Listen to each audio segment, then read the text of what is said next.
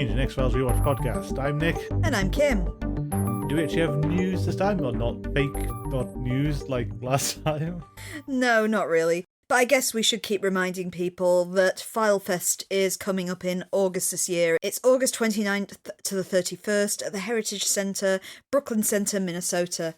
And we went through all the many guests last week, so I won't recount them again. But there's still a lot of different packages, ticket options that are available that give you different degrees of VIP access, meet and greet, swag, that sort of thing. If you can go, check it out. We obviously are not going to be there because we're in a completely different country, but we wish we were there. It would be nice. Presumably we should get to our episodes. Sure, what have you got for the first one? You have to tell me. Mystery now. You don't remember? Well, it's called Release. Release, directed by Kim Manners, story by John Shaban and David and Mann, teleplay by David and Mann, and first broadcast on the 5th of May 2002. Absolutely no one of note in the guest cast list. We've all had them before. Some of them were reoccurring from other episodes, though. Yeah, but we don't normally do those again. Because the mobster guy was also in Without, wasn't he? Yes. You would think that the main guest character, the supernaturally gifted FBI cadet, would have some note behind him. Oh, I looked him up while we were watching it. Nothing. He's basically been nothing now. Firefly was the best I could do. Where he played someone like Cadet. He didn't even get a name. Ensign, yeah. He's in there somewhere, but yep, he's basically irrelevant to everything. Bit of a shame. Isn't it just? So, do you have a synopsis for this episode? I do. In Mendota, Minnesota, Doggett arrives at an abandoned apartment building after getting a tip and sees a figure bolt out of one of the rooms during the night. He hears a scratching sound and claws away at the fresh plaster wall until blood begins streaming down. Scully performs an autopsy on the body Doggett found, and one of her FBI cadets, Rudolph Reyes, accurately guesses that the victim hooked up with a psychotic killer at a bar. Reyes' suggestions lead Scully to connect the murder to another killing 2 weeks earlier. In the meantime, Doggett wonders why anyone tipped him off about the murder, since it was not an X-File. Doggett and Reyes try to get more help from Reyes. He tells them that the killer they are looking for is a criminal linked to organised crime. The two agents later meet up with Nicholas Regali, a former mobster who claims he is looking for a job in the area. They later find out that Reyes' intuition about Regali was correct.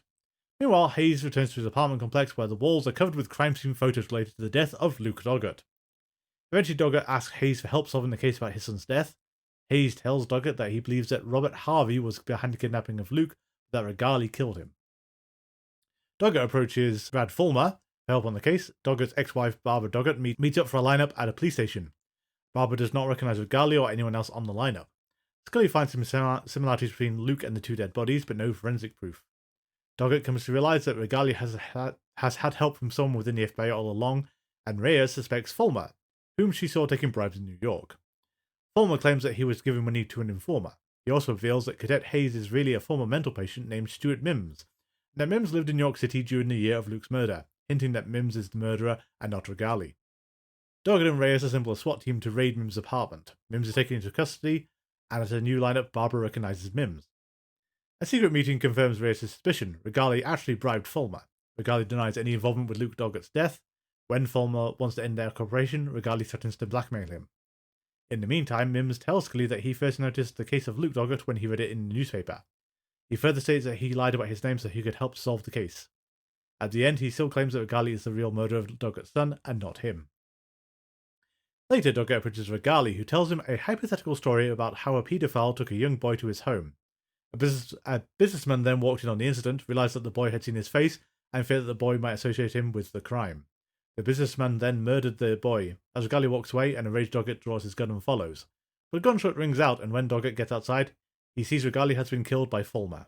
Later, Doggett and Barbara scatter Luke's ashes into the ocean, finally achieving to release his son her sword. Thank you. So we're going to deviate a bit from our whole change of pace next week, where I don't really have a lot of bad things to say about these 2 episodes, at least not in the same way. I do have some criticism of this episode, but largely it's fine. Fine is the best compliment you I don't know. No, with. okay, maybe not fine. I think it's, or rather, if it was more of one thing or the other, it would be a great episode. As it is, it's kind of twisted. It's pulled between 2 extremes. We've got the supernatural. This guy is receiving messages from who knows where to investigate Luke Doggett's death. Then we've got all the real world FBI crime mob shenanigans going on in the background. Did you take that as supernatural? Because I didn't. Well, it's not clear if it's supernatural or it's his obsession with the case. I just took that he was supposed to be some kind of savant. I would have had in memory, but he was saying he was hearing voices specifically. He's schizophrenic. He is schizophrenic, I know. But then again, it's one of the X-Files has always kind of blurs its line sometimes. Yeah, the inspiration for the character was Sherlock Holmes and Dr. Moriarty, though. I can see that. Neither of which are supernatural. No, I'm not saying that it wasn't. You can't take that as inspiration, but the X-Files has portrayed other people who have diagnosed medical problems as having supernatural occurrences as well, like Dwayne Barry. Yep, sure. But as I said, the inspiration behind this was supposed to be combining both Holmes and Moriarty to make this character where you're not sure which one he is. Is he the super detective or is he a criminal mastermind? I can see that. I mean, where I think that fell down for me a bit is I didn't believe Mims was even remotely plausible as the person who killed Luke, which I know they were trying to go for at one point. Yes. But it was how old is he in the present, and then you subtract 10 years off his age, and does it seem remotely plausible he did it? You don't know really how old he is in the present, though, do you? No. Because he looks young. He's stolen someone's identity. But he looks young. He could just be one of those people who look young, though. He could. Oh, not destroying that, but it's when they sort of said, oh, you also lived in New York at the same time frame. It's really, he doesn't look like... He looks like he would have been 6 when he did the murder. It's Occam's razor again, though, of he knows so much about the killing because he did the killing. Oh, I know, but ultimately he didn't. No. He was just savant. Yeah. And it's kind of interesting they leave the mystery of how Mrs. Doggett recognises him. Because she didn't know where from, she just recognises him. I think Mims does put it out there saying that he'd been around so much that she must have seen him. Yeah. But not necessarily actually involved. Because, she couldn't say how she knew him. No. Which is a thing. I did jury service many, many years ago. It was like right when I was on the cusp of being the age to do it. And they always do a thing at the start where they walk you out as the jury and say to the defence, does the culprit recognise them? And there was one guy where he said, yep, I recognise that guy. And they asked who he was and he said, I've no idea, but I've seen him before. So they just took that juror out. Because, they can't take the risk of how you know that person. If you think they look familiar, they're gone. Yeah. To maintain impartiality as much as you can. So same here, she said, yep, I've seen that man before, but couldn't go any further than that. Yeah. But I mean, I think ultimately that's just the downside for me is the savant with an insight into this particular case, however he's gained it, doesn't sort of gel very well with, hey, Brad Fulmer has been on the take the entire time. And Monica's known this. Yeah, I think that's also one of the bits it fell down with. Okay, you saw him take a bribe all these years ago, and have just sat on this bit of information for She dumped years. him. She dumped him, yeah. Without an explanation. But really, that should be reported up the command line. I mean, I think we can say a lot of things are a problem of trying to wrap everything up. I think they actually do really well with having very little. Because they must have realised, all right, we've got this one episode, this is our only chance to wrap up this long-running plot thread. I mean, I understand why they've done it, but Fulmer is all over the map if you look at how he's progressed through the season. Because sometimes he's been rigidly by the book, sometimes he's been very heavily implied to be on the conspiracy, sometimes he's actually just been on their side, or just doing things normally, and now he's been on the take from the mob the entire time. Mob aside, though, that's kind of how Skinner used to be, is he'd kind of help them as much as he could until he was cracked down upon, and then he'd swing massively the other way. True. I never got the impression that Fulmer tried to help them, really. He's been on their side before. He's been on their side a few times. I think it was like once or twice, but not in the way that Skinner was, I think. No.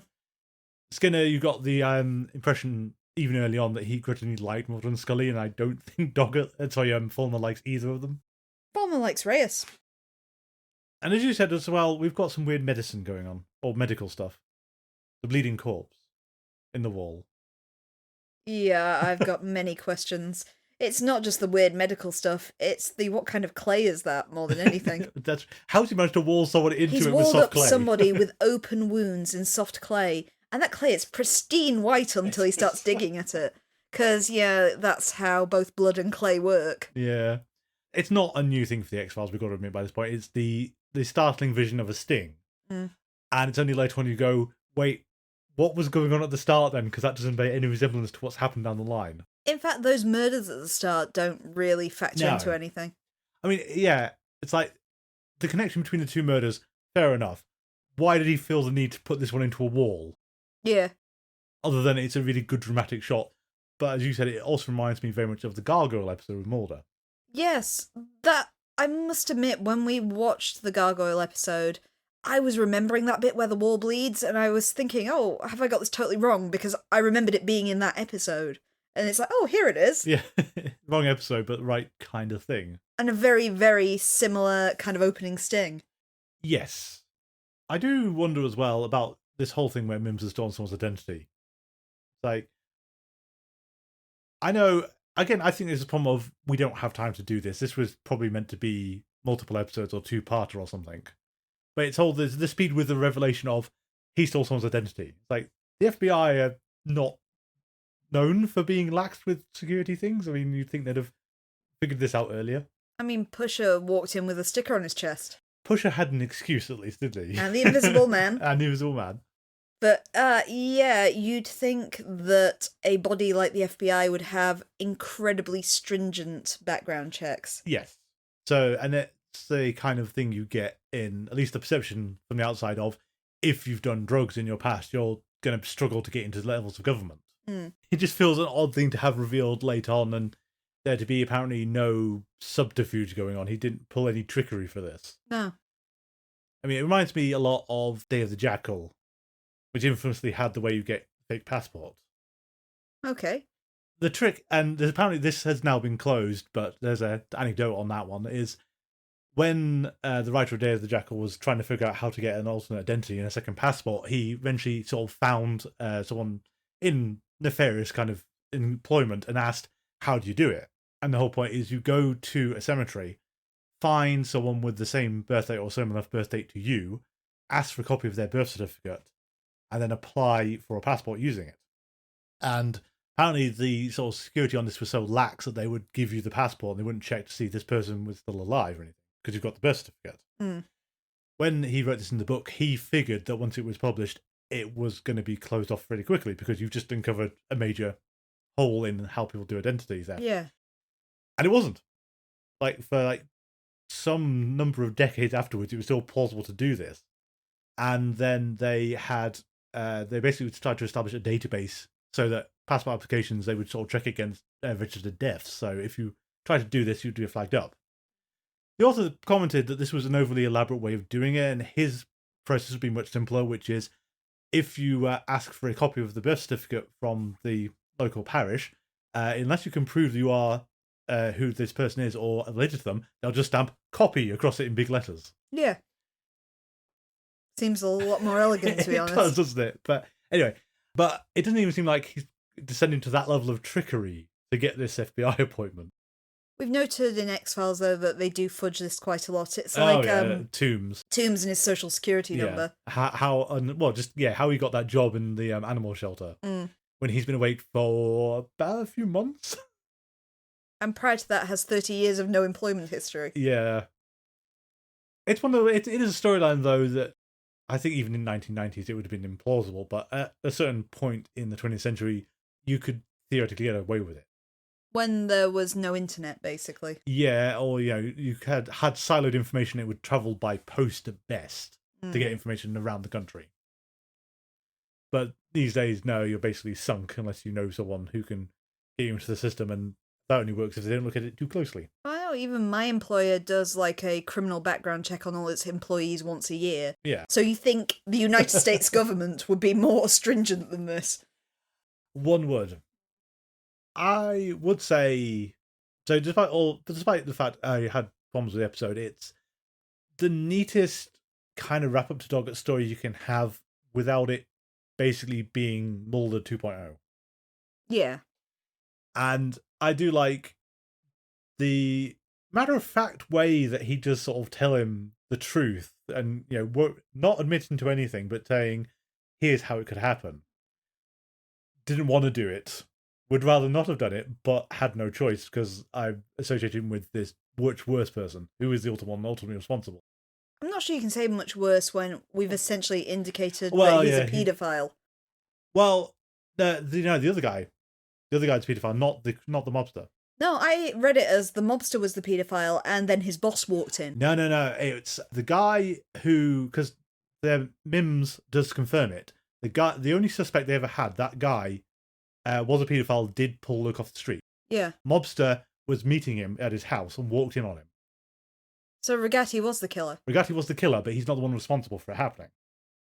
Well, he is, because he killed him. He is kind of, but basically someone else. Oh, it's the other way around. I thought Rigatti was the paedophile, and it was Mr. Big was our killer. So, Mr. Big is the paedophile, and Rigatti is the killer. Yeah, but he's not. It's Robert Harvey was the paedophile. Okay, so Rigatti still did kill Luke. He did kill Luke. But I'm saying that he wasn't the one. It was a forced hand thing. You can argue that point, I suppose. I don't think we can argue it's a forced hand. No. Fair point, but one of those accidental child murders that just had to happen. No, I think it was a very intentional child murder. It is. It's another one though. What was that episode a while back where they sort of said they wanted to end it on a kind of nice note and they couldn't? Or was it Jump the Shark? Jump the Shark, they wanted to end it on a gag and couldn't. Mm. And this is another one where this is wholly bleak at the end here. It's not entirely bleak though, because he's finally. The thing that's been troubling is that he never knew what happened to his son, and now he knows that he can start to heal. That's true. And has hung on to his ashes for nearly 9 years. 9 years, I think they said, yeah. But the fact that they can now spread the ashes show that they're letting go. True. And as you said, they're going to have a lot of sand issues afterwards. Yeah. Apparently that was a really difficult scene to film as well, because, Robert Patrick's a parent, and so doing this thing about spreading your child's ashes, he found incredibly difficult. And he lauded on Kim Manners being there and kind of working him through it and stuff like that, as how that final scene became as effective as it is. Well, Kim Manners does seem to know what he's doing. Yeah. And that's all great. I mean, I do think the kind of lingering problem, though, is what did Empedocles have to do with anything? Oh, the evil jumping into people. Yeah, because that was heavily implied to be linked, and no. Yeah, but Reyes is a bit crazy. Well, she is, but she did see the burned bodies explicitly at that crime scene, didn't she? But this is Reyes. This is Reyes. Are we diminishing Reyes' ability to be anything anymore? I actually saw some nice comments from both Annabeth Gish and Robert Patrick on this episode about how if there had been a season 10, both of them wanted to see their relationship develop. Because, they both saw this chemistry between their two characters, and unfortunately, it didn't go any further than this. Indeed, and we can safely say that would have been nice. We can safely say we aren't getting that, and because Robert Patrick is one of the few characters that doesn't make it to the revival. Yeah, and I think, unlike everyone else, though, he was asked and said no, which is an interesting situation to wind up in. Yeah, arguably Robert Patrick has had a lot better career than some of the rest of them following the X-Files. I suppose I think Gillian Anderson's probably had I think hers is probably the best. Should we look at what some of the critics had to say about it? We could look at the critics. It's always interesting to see what the critics say, just to see if you agree with them. Yeah. But yeah, this one was overwhelmingly positive. So, as I scroll through my list of critics for some interesting ones, so we always cite Sherman and Pearson, the Wanting to Believe guys. Yep. 5 out of 5. Okay. They felt that it packs more of a punch, given the fact that there's been very little emphasis on Doggett's son's murder prior to this. Yeah, rather than Mulder's, where it was essentially his personality. I suppose so. I think it's an interesting one, given that Mulder was diffused across 7 seasons, really, and this is 2. They continue to say, it was a point that I actually thought was kind of interesting, that essentially the quest for Samantha is something that identified Mulder, whereas Doggett's grief is kind of very private. That is true, yeah. It's just been trundling on in the background, and Empedocles aside, I think Empedocles was a mistake, for more than one reason. Michelle Kung of Entertainment Weekly said the episode is worthy, but was overshadowed by the show's ludicrous conspiracy. It's kind of interesting because this is a very untypical X-Files episode, and what she called a ludicrous conspiracy is more typical of the X-Files. Yeah, I mean, I think it does feel a bit unfair because a lot of people, when, defense of the X-Files will be, it's kind of an on-off thing of whether conspiracy is relevant this week. And this is one where it's completely dissociated from the conspiracy arcs. This is Probably the closest you've got to an actual FBI procedural thing where people actually do FBI things. It's not really what I'd call Monster of the Week either, but No. neither is it Conspiracy. And our modern critic is M.A. Krang, who wrote Denying the Truth, Revisiting the X-Files After 9/11. He called it lyrical and said it was gorgeously shot and very well acted. Like, But yeah, I couldn't find a negative criticism of this episode. Just thinking about it, you could have actually just, with a bit of work, taken Mims out of it. Because all you need to do is somehow get Reyes to remember that Fulmer took this bribe in New York, and the whole thing kind of spills out. If I was going to criticise something, I thought that actually what they did with Fulmer, I'm not a huge fan of. Yeah. It's first of all the fact that this comes out of left field. We knew that they had a relationship and Reyes left him, which he's a bit bitter about. But this reasoning hasn't even been hinted on before then. And then at the end, when Fulmer guns the guy down, presumably this is his career dead. Yeah. But we also don't find out what happens to him. No.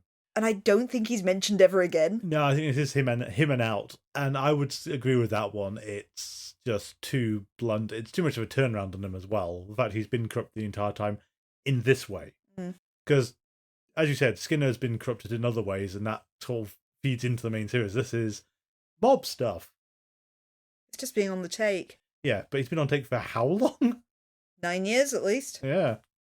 I'm not a fan of that part, but who am I to argue with the critics? It's a bit of a waste of Carrie Elway's. It is. I mean, yeah, he could have had a better send-off. It is odd how abruptly they've sort of just pushed him out the door, basically. Given he's not shown up that often in this series anyway. No. Oh, do you have anything else for this one? Or shall we go somewhere brighter? Move on to something a bit more cheerful. Okay. Like a story about a lovely lady. I'm going to assume that Brady Bunch. That's how the opening theme begins. You keep assuming I've seen this. I've seen the film. It had Gary Cole in it, and I don't remember anything else. Fair enough. He was an architect, and everything he designed was the Brady Bunch house. And now no one liked it until a Japanese businessman really did. Fair enough. More than that, I can't tell you. Anyway, Sunshine Days. Directed and written by Vince Gilligan. His last for the series. Bye, Vince. It's nice knowing you. You're going to go on and do better, greater things. He is, yes. And take some of the staff with him and not other ones, which still really kind of amuses me as to who crossed over and who didn't. Anyway, first podcast on the 12th of May 2002. Guest stars actually have some relevant ones again. Okay. So, Dave Faustino was Mike Daly. Okay. This is the guy who watched his friend die at the start. Okay, yep. So, you've heard him in Teenage Mutant Ninja Turtles Mutant Mayhem. Okay. But more bafflingly, of the, what really, is Legend of Korra. Okay, who was he? Mako. Which one's Marco? The terrible male love interest. Oh, the on-again, off-again boyfriend. Yeah. Yeah. Also, there is Michael Emerson, who played Oliver Martin, who you know best as Zep Hindle. From Saw. And only Saw. Hello, Zep. Then some other things, though. Oh, has he? Like Legend of Zorro, the sequel to Mask of Yeah. Zorro. Lost. He's got quite a role in Lost. Okay. In the 2019 version of Name of the Rose, which I still haven't watched. This is a 2019 version of it? They did a TV series. But the movie's perfect. Yes, but not... I think the problem is it's not strictly accurate to the book, as usual, so they've done it again. Fair enough. Fallout. Okay. Can't remember who he was in Fallout, but he's in Fallout. No, I don't remember him being in Fallout. And also John Alward, who played John Reyes. This is the professor, doctor. Okay, public. yeah. Teenage Mutant Ninja Turtles 3. There's a weird connection going on here. Oh dear. Armageddon. Okay. Third Rock from the Sun. Okay. American Horror Story. Huh? But in the weirdest one, Half-Life 2, Episode 2. As Dr. Magnuson. Ah, cool. I did think he looked familiar. So would you like to tell us about... I've gone already. Is that the lady who... It's the story of a lovely lady who was bringing up three very lovely girls. All of them had hair just like their mother, the youngest one in curls. Is this written down somewhere? It's the story of a handsome fellow who is busy with three boys of his own. I'll just let you do that. That's fine. Sunshine days. Seriously, how have you managed to get to this point in your life and just never seen the Brady Bunch? Well, it was an old series when I was young, and I watched the film and have forgotten all of it. It's like, I've only ever seen the Beverly Hillbillies film, which was terrible. Fair enough. I did watch the 36-hour YouTube videos all made about the first season and a bit of the Beverly Hillbillies and Petticoat Junction, and that did sap my will to live in the middle because my 36 hours of YouTube is not.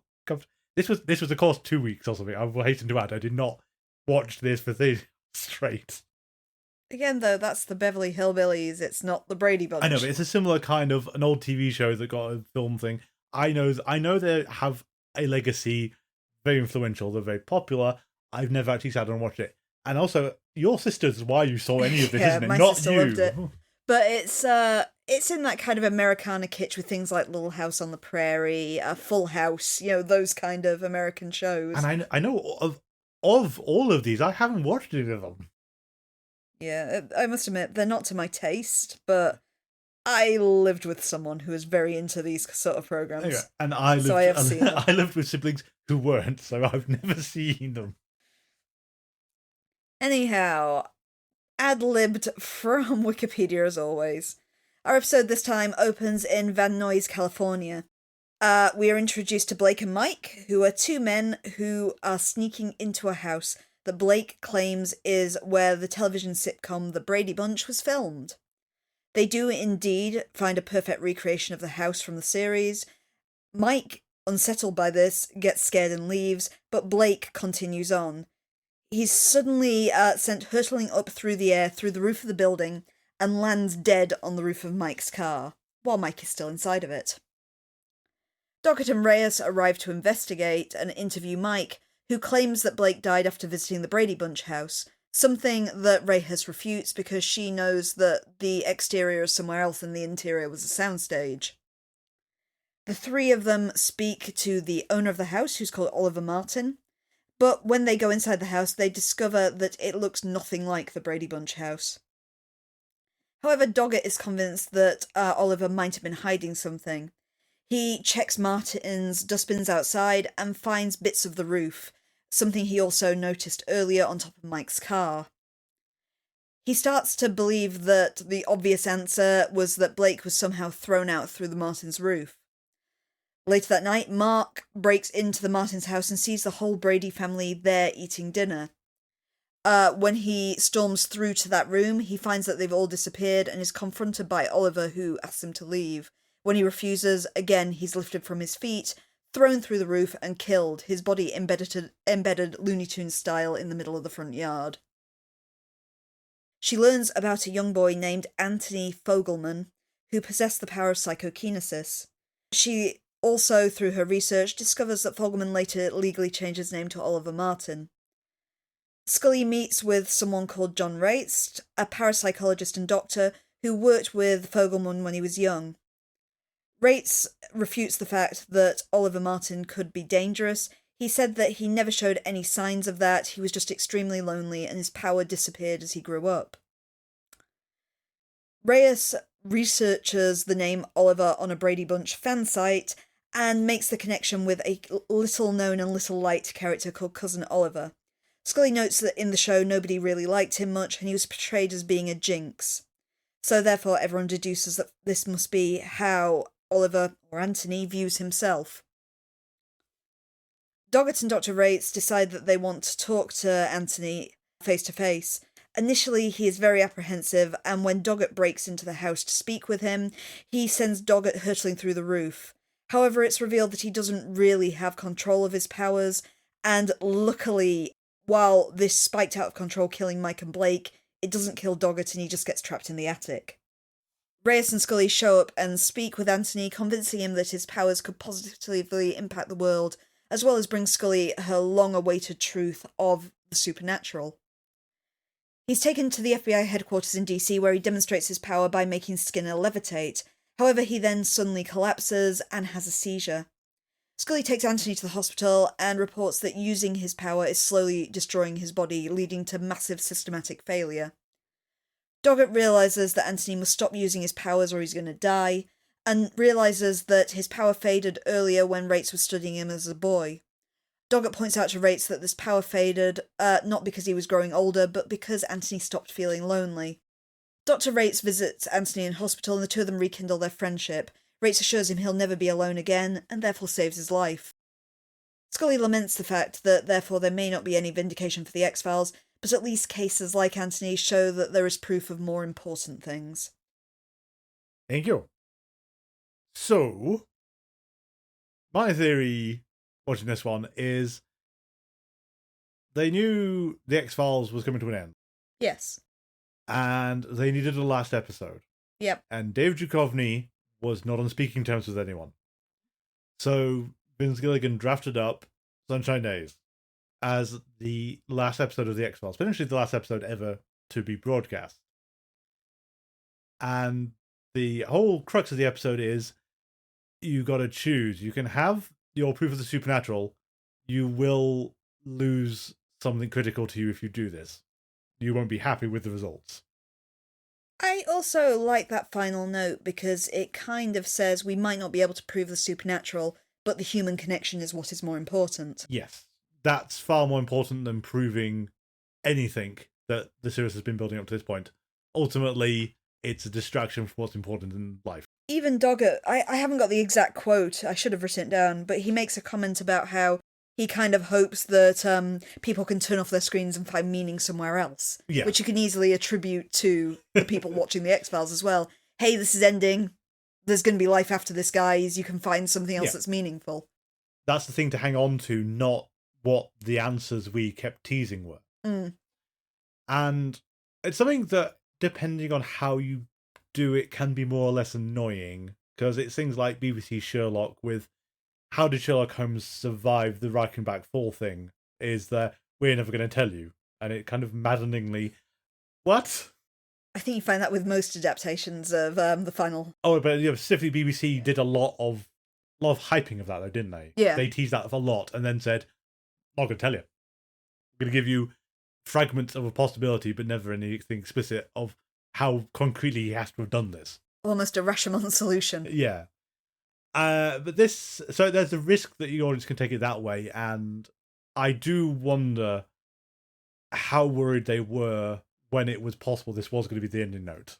We did know, I don't think this was ever intended to be the finale. We knew there was going to be one, but initially we learnt from last week's episode that Duchovny was not involved in the finale. Yeah. They managed to convince him when he offered to be in a different episode in the season, and they said, wait, hold off, can we have you for the finale instead? Yeah. It's a difficult one, because I imagine back on broadcast, I didn't watch this on broadcast because I had been burnt out by season 8. So I actually liked the end of season 8, but I didn't bother to watch season 9 at all. I was broken by Demonicus. You were broken demonic. I might have had the same experience, but the point is, though, that at the time, I don't think I'd have taken this as the last episode. Many years later, I'd have said, yes, this is absolutely the way you need to end the series. This episode, I'll get to the critics later because it's got very mixed reviews, but I think it's perfect. Yes. I absolutely love this episode. It's one of my favourite ones. Even as someone who's not a Brady Bunch fan who can't get on the hype because of that, I think it's a pretty perfect episode. It's just a very human episode. Yes, and I would argue that you don't need to know the Brady Bunch at all, really. You have to understand it's an Americana pop culture fascination for a certain generation. Yeah. Beyond that, you could replace it with literally anything. If 20th Century Fox had produced Star Trek, he would have the Bridge of the Enterprise there instead of the Brady Bunch house. Yeah, it just needs to be something in pop culture from that time frame. Something that people will easily recognise. Yeah. I mean, one thing they never really get into the episode that people should be a bit more bemused about is that is a one-story house. Brady Bunch is not a one-story house. Please, no one addresses that at all. No. Or even tries to. But his powers warp reality. They do, but I mean, the people who insist that the Brady Bunch house is in there, the first reaction should be, it's the wrong size, you can't do that. Apparently that was a huge deal, them recreating, because that is, if you look at pictures of the old Brady Bunch set, that's perfect, what they've created there. And it became essentially a huge draw for people in the area in LA. And Gillian Anderson recounts the fact that people were just, queuing up at the studio just to have their photo taken on the Brady Bunch set. It just shows how much of a kind of warm place it kind of holds in American pop culture. Oh, yeah. And that's fine. And it fits well, just the themes of the Brady Bunch are all themes of family and love and, companionship and things like that, which are all things that Oliver does not have. Yes. And so you can imagine him, therefore, this solitary, lonely, completely isolated individual kind of taking comfort in make-believing, essentially, he's part of the Brady family. Yes, even as the most disliked member of it. Oliver the Jinx. Oliver the Jinx. I'm just assuming that's accurate. I have no idea. I'm going to assume it's a real thing because I haven't, I've watched the series. I haven't watched it that diligently to know about Cousin Oliver. Yeah. I did, and this is a complete throwaway thing, but did wonder at some point if Vince wanted to do a Doctor Who episode. It's like 3 years before the BBC would revive Doctor Who, so it's not actually part of anything, but when you have a reality warping, it's bigger on the inside than the outside. It's a TARDIS. We can't help but think of a certain pop cultural artifact from that period as well. Time and relative dimensions in space. I think that's it. Yeah. I mean, it also reminds me a bit of Dirk Gently's Holistic Detective Agency, the book, more so than the TV versions. Because the time machine in that is the professor's apartments that are bigger than they should be. Okay. Yes, it all comes together.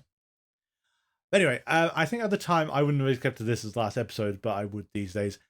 And we'll put a pin in that as well, because it's not the last time we're going to have this conversation about where the X-Files should leave off. Oh, I've got strong feelings about that. Yeah, it's a mindset we're gonna have to return to because there's another, also equally good jumping off point. I think you could have ended it here and no one would have been happy at the time, but in retrospect, you'd say it bowed out at the correct point. And we can also say later on, it had another opportunity to do the same thing, and it just blew past that one as well. Yeah. I think it depends what you're looking for, It though. does. Because the X-Files, at times, is basically a horror series. And episodes like this, it's very similar in tone to, Rain King. Yes. Where they're not scary, they're not creepy, they're not intense episodes. They just leave you feeling nice. Indeed. I think that final scene of Sunshine Days, we should probably talk about the rest of the episode, not just its Yeah. ending at some point. But it's when Anthony and the Professor kind of rekindle their friendship, their almost father-son relationship. Yeah. And you see Doggett and Reyes holding hands while they're watching them, and Scully realizes, that, all right, yeah, this is a lot nicer than the proof. Her proof would have been cruel, and this is the kind of thing, the nicer thing. Exactly. And ultimately, that's more important than the X-Files. Yeah. I mean, we will get to this episode, but I think that's the problem of the whole episode is geared towards delivering you to that conclusion of you.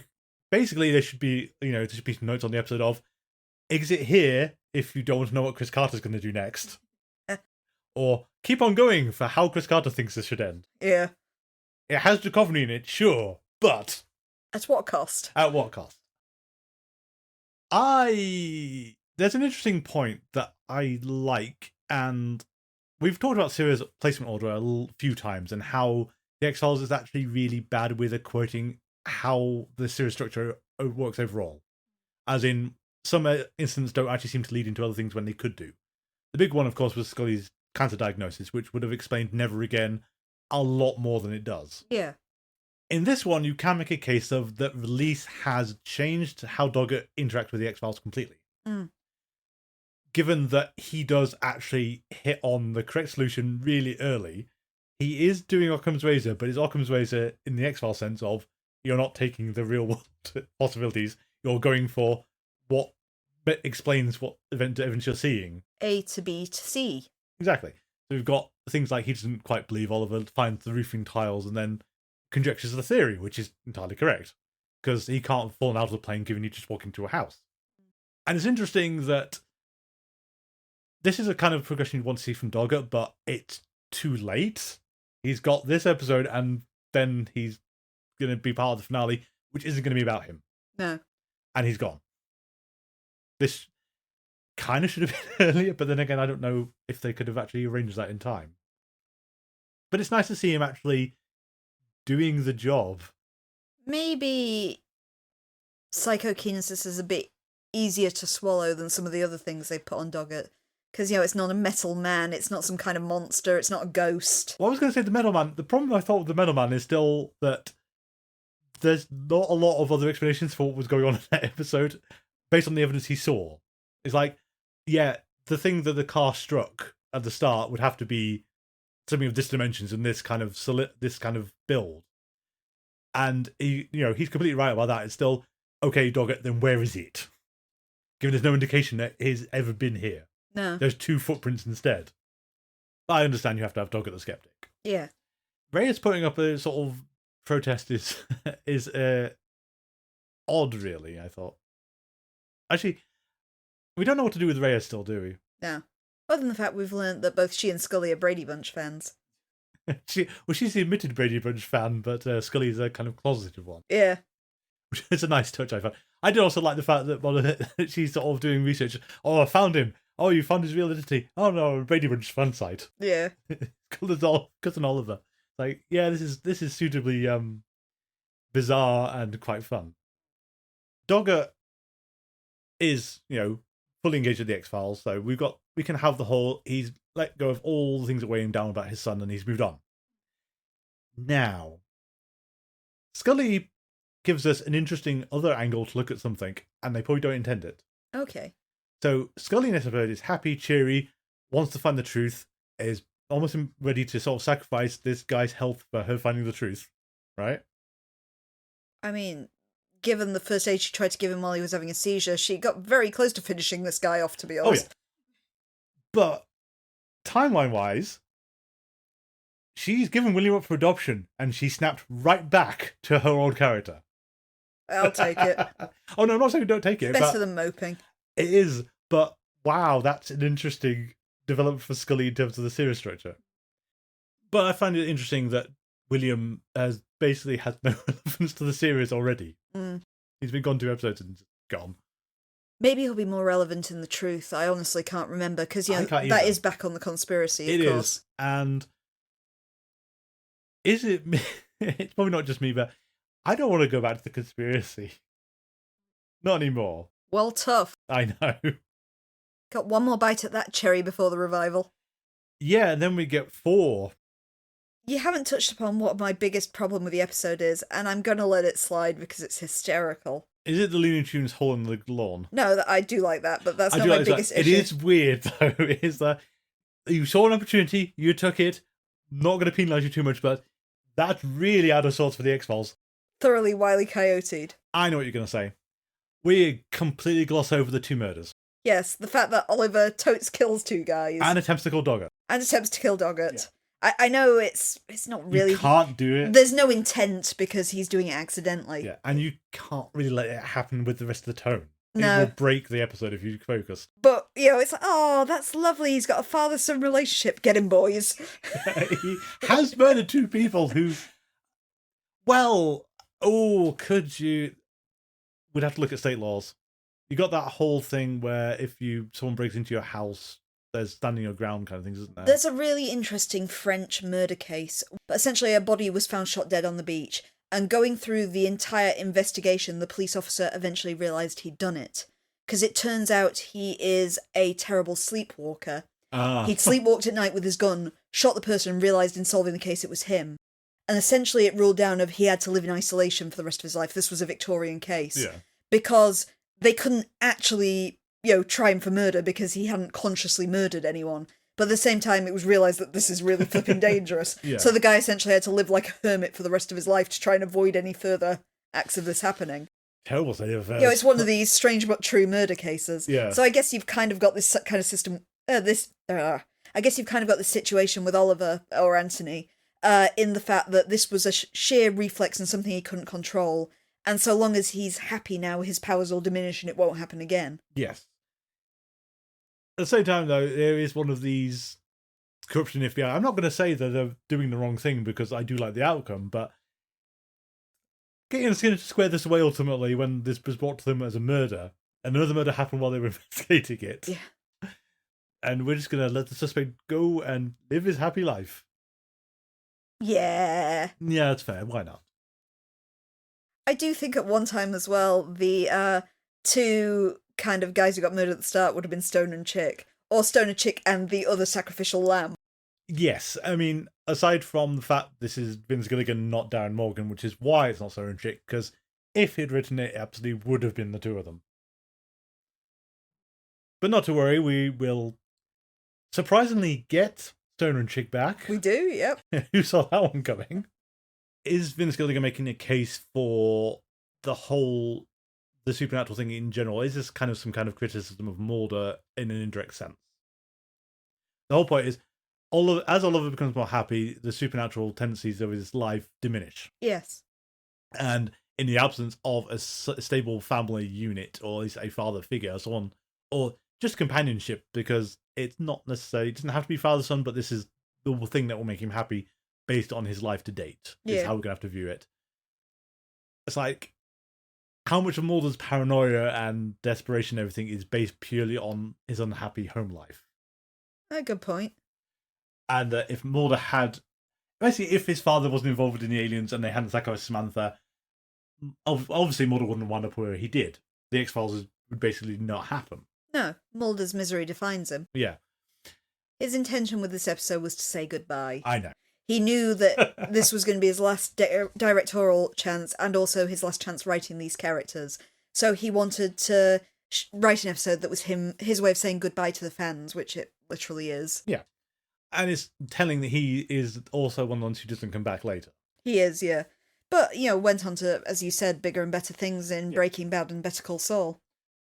I'd say also real kudos for actually having them get the father-son relationship and kind of ambiguous as how this is going to function for either of them from this point going forward, because that's not a relationship you see develop that late in life for either person. Well, it's not really developing from that. They had that relationship when they were younger. True, but to sort of change your life to now be in that dynamic is something you don't see. I don't think I've seen in anything else. It's just sweet, Nick. I'm not saying no. I wasn't criticizing it. I'm not saying it's not sweet. I'm just saying it is unusual and unique. It is, yeah. It's a lovely episode. I can't deny that. Yeah. Do you have much else on this one? Do you want me to get out the critics for this one? Yeah, the critics. I mean, I'm curious about the mixed part, or the because this was not overwhelmingly positive, was it? It was not. No. In fact, there was only one person who kind of agreed with me in them, who really liked this episode. I think you read out one of them where basically they said, if this is the last episode, it'd be fine. This would be a perfect sign-off. Yes, that was a recent one. That was Ira Madison III of Vulture, which I think is part of your argument as people might view it differently in modern times. So when Vulture ranked the X-Files episode, Sunshine Days came 9th. Overall, in over 200 episodes, that's it's pretty high. Good. But the quote, and I will read it verbatim from Ira Madison, was, "Ultimately, The X-Files is a show about finding whatever you believe your family is.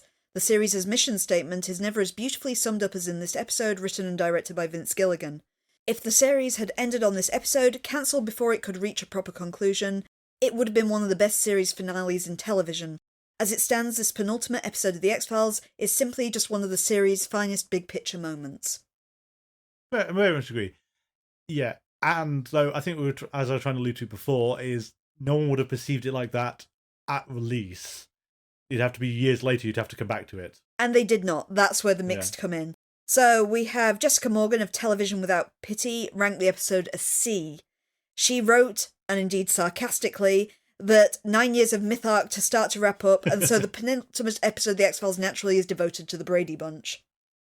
Just coming to my head is Cube, as often happens with things, or the things we don't have answers, is you've seen Cube, obviously. Cube's a masterpiece. And you've seen the sequel and prequel, which are decidedly not. I choose to believe they don't exist, personally. Yeah.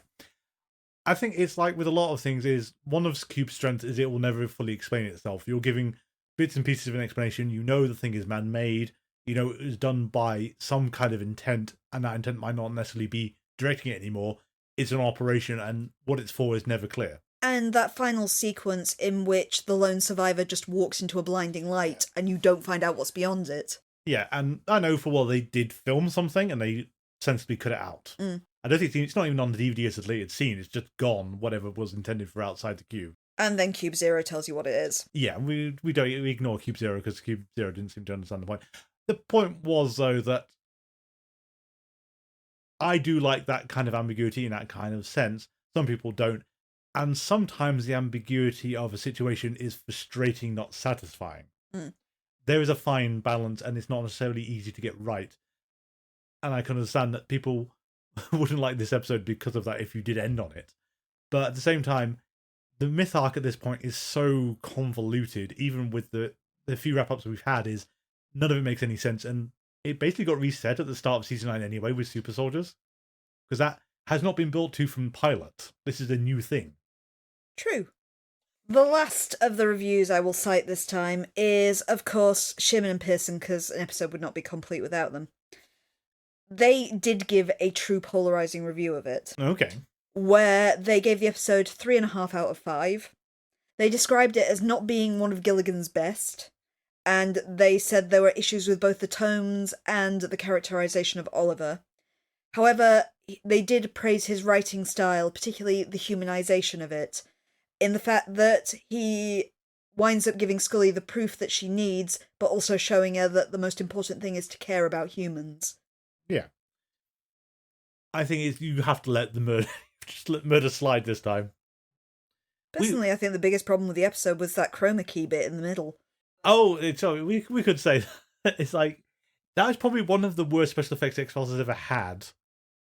And just the transplanting the cast from the Brady Bunch house to a nice cliffside, which with the really bad rendering looks like the Teletubbies landscape. And the lighting is so mismatched, it's so obviously green screen. Yeah, it's really... Paul Rabwin did comment on the time about how they had difficulties with that shot and getting it to look real. And unfortunately, I can't vouch for how it looked at the time, but it hasn't aged well. No, it's really transparently obvious. I mean, it's interesting, you get the other special effects shots they fake, like there's one of Mulder using a payphone in the casino, and that's against the green screen, and most of the time you would not notice. Yeah. I think actually I do notice now when it's pointed out, because it's like, oh yeah, he does look a bit off there. But some of the other practical effects in the episode are nice, like when they do the sweep around and all of a sudden they're in the Brady Bunch house. It's very seamless. Oh yeah. I think it would have looked a lot better if they'd just had some kind of wipe like that and actually then filmed it in a field. Yes, actually take them on location again for a change. Yeah. Not just trying to fake it in the studio. Which, yeah. I do kind of want to know what Skinner made of this in the end, given they demonstrated the supernatural to him in person. He looks overjoyed. He looks flabbergasted at first. And I do also feel that we do keep forgetting that, hey, Skinner saw a spaceship. Yeah. You do remember this, right? No, we... Not to mention all the weird experiences that Skinner has in Vietnam. We don't talk about those because we have to deal with that. Well, you've already had one, though. You've had the succubus, or whatever she was. Yeah, in Avatar, and we had he actually admitted to an out-of-body experience. He had an out-of-body experience. If you take the comments into... comics. Unfortunately, we can't take the comics into continuity, but he sees a were-rat in Vietnam in one of those. Oh, a were-rat. That would be nice. Overall, though, Sunshine Days was really, really good. I think I just keep repeating that as a retrospect to the series, it would be a fantastic finale. As it is, it's the best place to jump off if you don't want to get tangled up with what's going to come next, because it's not pretty. You go on the basis of, if you don't care about the conspiracy, stop watching now. Yes, well, it's telling, isn't it, then? Because we had before the revival, we edited the X-Files episodes down to whichever ones we wanted to watch, or could stand to watch more than once. Essentially, yeah, we had our best of kind of viewing of it, which I must admit had a few conspiracy episodes in it, but were largely Monster of the Week episodes. Yeah, and the ones we kept were early on things. It's like Colony and Endgame, perfectly fine. I can't remember if Anasazi made the cut or not. It might not have done. I always liked Patient X and the Red and the Black. Yeah, something like those might have made it. But it's very telling then that our run of episodes would have climaxed with Sunshine Days, and the conspiracy arc was something that kind of was there if you watched it and then largely was just forgotten about. Yeah. Samantha's fate was never revealed in our version of the X-Files anyway. True. It was Anyway, we're there. We've reached the end of season 9, or we will have next week, where we have to confront only one episode. But it's feature length. After that, the following week, we'll look at the next movie. Yep, and then we'll be moving on to season 10. Yes. But also next week, we have to do some complicated things. Mm? We have to have our best episodes. I'm not sure how many we're down to. How many are we actually allowing ourselves? Is it 5 or we have to go lower? Can we hit 5? Can we hit 5 for this? I think I can hit 5 for least favourite episodes. Yeah, that's not the problem. Can we hit 5 episodes we liked, or we go? Yeah, I'm sure I can think of 5. Okay, 5 best episodes. 5 worst episodes with an asterisk, so it might go. I can't just have the whole season, can I? No, I guess we've got to look at that. It'll be interesting when we get to the end of season 11, because then I think we're going to have to start the whole listing our best and worst overall. Yeah, and we think we know what some of those are going to be already. Oh, my worst list I think is set. But also, I think we're going to struggle with best villain, because do we, outside of the mother in Lord of the Flies, do we even have a contender? The Kid and Scary Monsters. Okay. So we can still have best villain. There's 2 to play for here, and there might be others when I'm not just trying to do it off the top of my head. If you'd like to tell us that Sunshine Days is the worst episode of all time, it's not. I'm sure there's some of you out there. You're wrong, but you're out there. Our email address is thingsagainstrange42@gmail.com. You can also find us on social media, and please hook me up if you want me to promote anything X-Files related at the start of our show. We are on Twitter and Tumblr at GetStrange42, on Mastodon at GetStrange42 at universedon.com, and on Facebook, where you can find us by searching for Things Are Getting Strange and X-Files Rewatch Podcast.